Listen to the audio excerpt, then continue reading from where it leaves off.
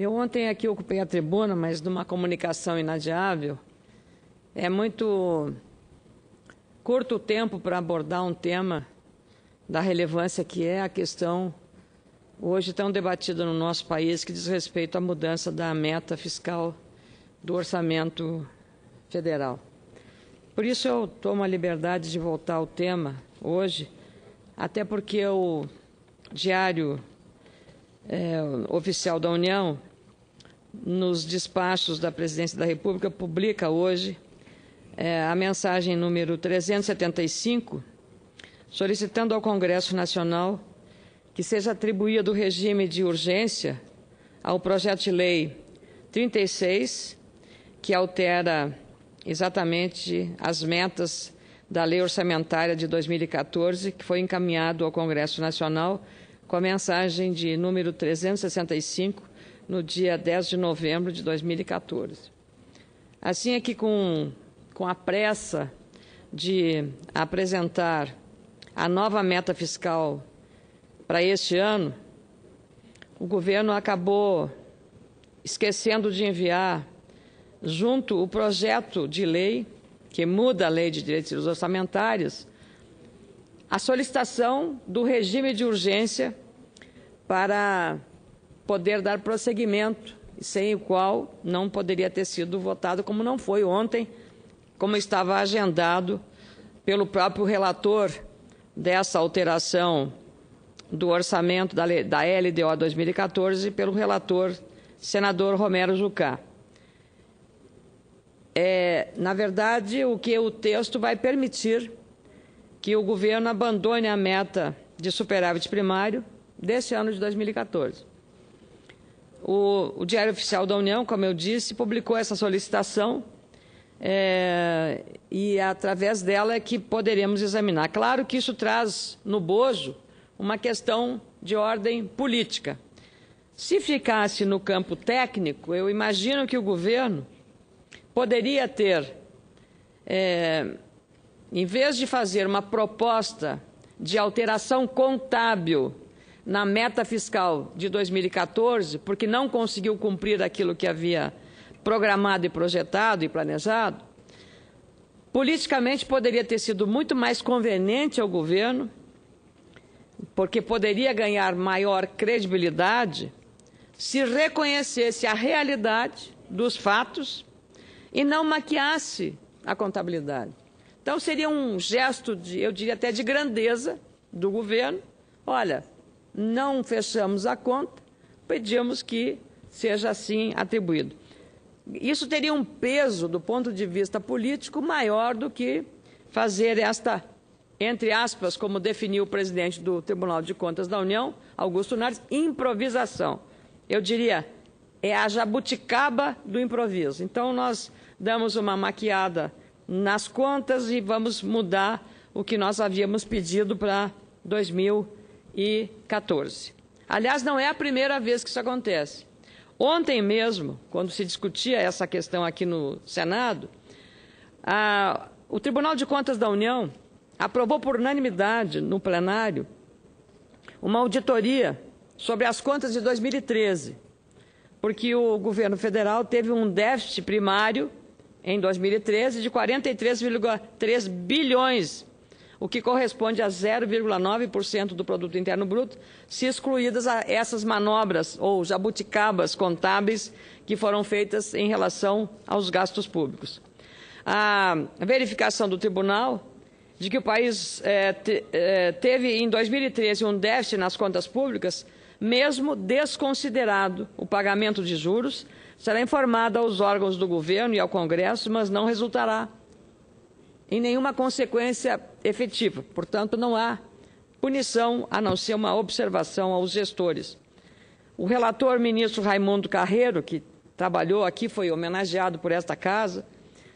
As contas do governo de 2013 já foram aprovadas pelo tribunal no início do ano, com ressalvas relativas a este ponto, a questão do déficit. E não caberia, portanto, fazer novas recomendações. Vai acontecer, evidentemente, a mesma coisa neste ano de 2014. Então, o que nós estamos vendo agora é que essa forma de tirar das contas os restos a pagar, que são as chamadas receitas atípicas de 47,8 bilhões e uma pedalada chamada assim de restos a pagar de 2013 jogado para 2014 de 72,6 bilhões, houve, na verdade, um déficit primário de 43,3 bilhões nos cálculos feitos pelo TCU, e para o governo, na verdade, o que aconteceu é um superávit, porque houve esse remanejamento, o que era déficit passa a ser não considerado. Um superávit, na visão do governo, de 77,1 bilhões de reais, ou seja, 1,59% do produto interno bruto do país, que é todo o conjunto das riquezas geradas. Entre as chamadas receitas atípicas consideradas pelo governo estão dividendos de bancos públicos, recursos do Banco Central e também renegociações de dívidas.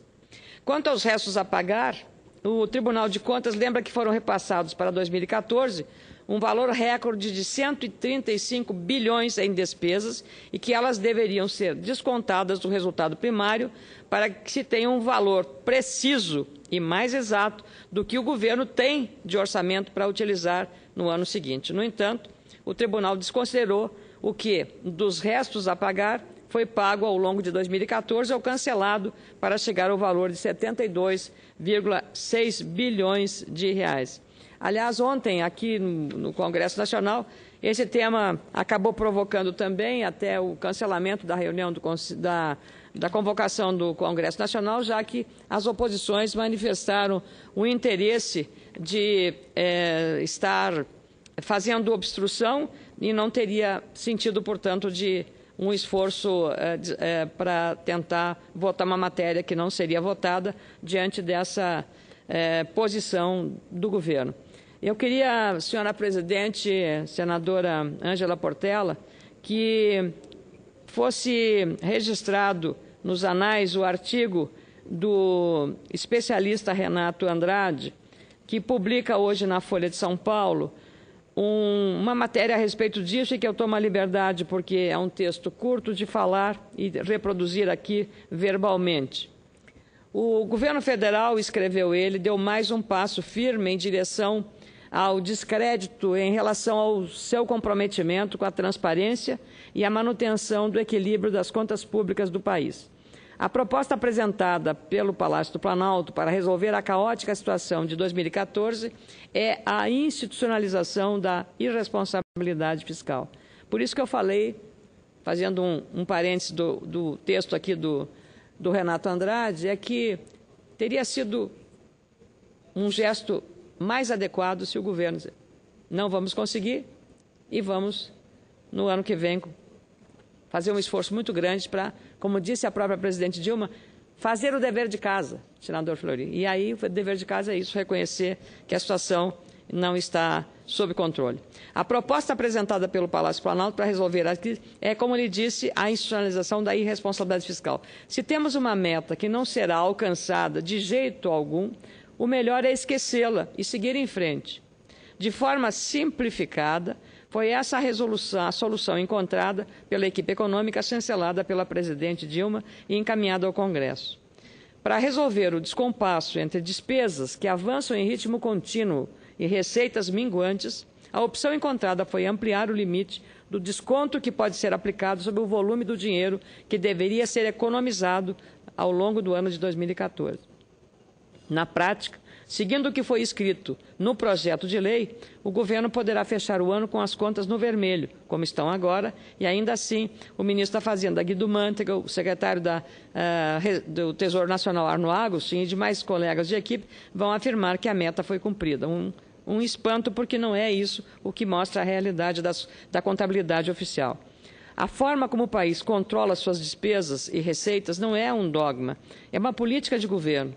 Para alguns, a melhor opção é manter o que o ex-presidente Fernando Henrique Cardoso e o ex-presidente Lula fizeram durante boa parte de seus mandatos.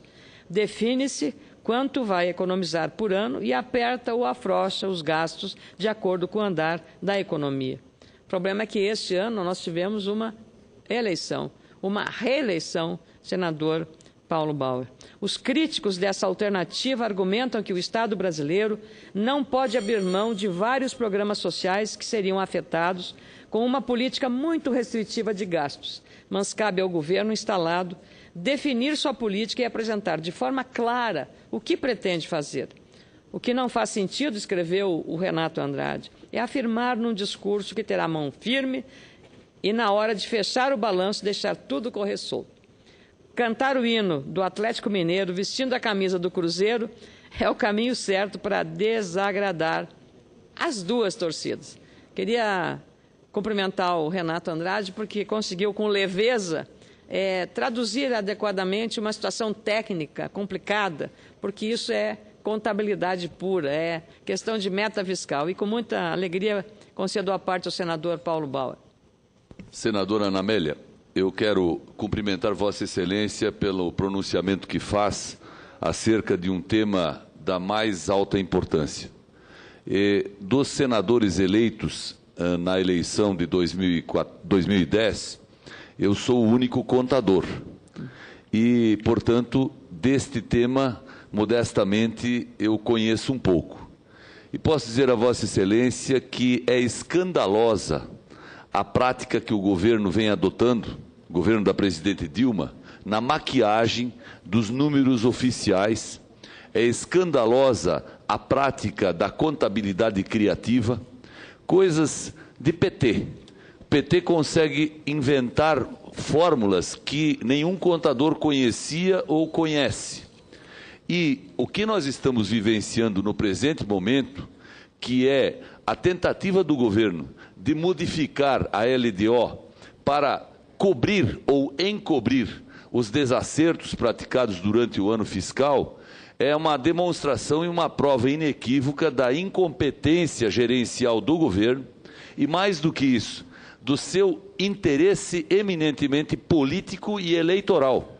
O texto que Vossa Excelência acaba de ler realmente esclarece muito bem para a opinião pública e até para muitos membros do Congresso Nacional o que na realidade está acontecendo. Agora, é preciso mencionar, senadora, por exemplo, que ao longo dos últimos governos e dos últimos anos, por exemplo, o governo federal paga os precatórios, que são decorrentes de determinação judicial, no mês de abril de cada ano. Abril, maio. Este ano não pagou. Deixou para pagar agora no final. Obviamente, no final não tem mais dinheiro. Se não tem dinheiro, precisa modificar as regras que presidiram a votação da LDO. Outra questão, a Caixa Econômica tem vários programas que são subsidiados com recursos públicos. Programas legítimos, adequados, aprovados pelo Congresso, pelo governo há muitos anos. Mas a Caixa Econômica é uma instituição que tem contabilidade, que tem sua própria regra de funcionamento financeiro. E qualquer coisa que a Caixa ofereça de subsídio à população tem que ser compensada pelo Tesouro.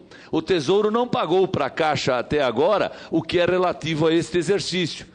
Quer e deve fazê-lo nesses 2 meses que restam do ano, e por isso, obviamente, a equipe econômica do governo precisa dessa providência no Congresso Nacional para que a contabilidade feche de novo. Isso não é mais contabilidade criativa, isso não é mais pedalada. No meu conceito, senadora, isso é crime. Crime fiscal. Crime econômico, crime contábil. O governo vai dever muitas explicações para a sociedade brasileira por esta situação que ele mesmo criou. Obrigado, senador Paulo Bauer.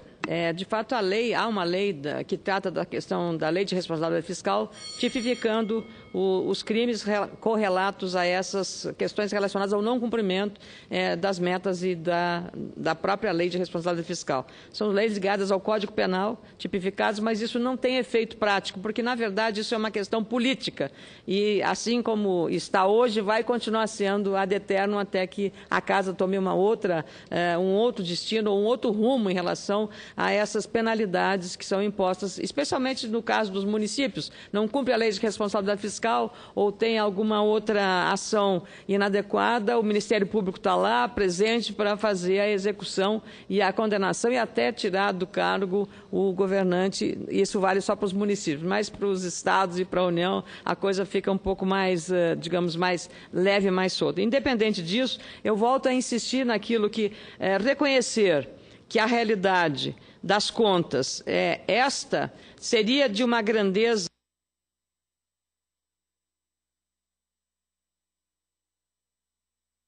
ganharia, sem dúvida, desta Casa, eu diria, um respeito e um tratamento adequado ao reconhecimento. O que certamente a gente questiona é por que mudar os critérios, mudar a regra do jogo, já que o Renato Andrade falou em torcida do Atlético e do Cruzeiro, mudar a regra do jogo com o jogo andando. Essa é a questão. Então, a regra do jogo está sendo mudada nos 45 minutos do segundo tempo.